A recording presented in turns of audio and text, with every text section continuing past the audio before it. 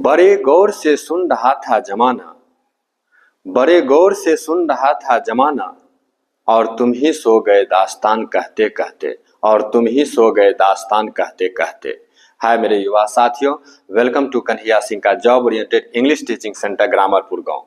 दोस्तों, पिछले 8वें भाग में हम लोगों ने देखा था कि एक कार्यक्रम के दौरान अब्राहम लिंकन साहब को एक आत्मघाती द्वारा गोली मार दी जाती है।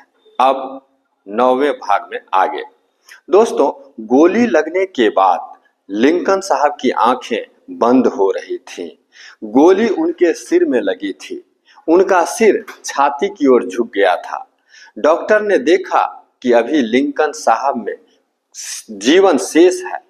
कृत्रिम सांस के बाद उन्हें पास के एक मकान में ले जाया गया।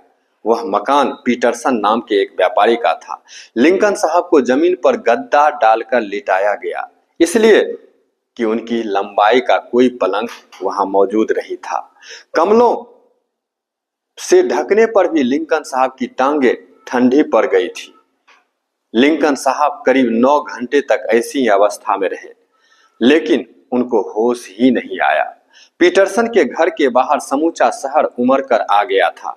वाशिंगटन की सड़कों पर अफवाहों की दहशत नृत्य कर रही थी। जो गोली चलाई गई थी वह लिंकन साहब के बाएं कान के नीचे से होती हुई दिमाग को भेद गई थी।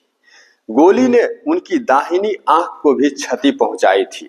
डॉक्टर लीले लिंकन साहब का हाथ अपने हाथों में लेकर रात भर बैठे रहे। वे सेना के डॉक्टर थे।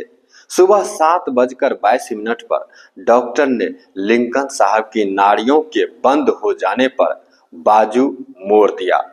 डॉक्टर ने बताया कि अब सब कुछ समाप्त हो गया। अब सब कुछ समाप्त हो गया।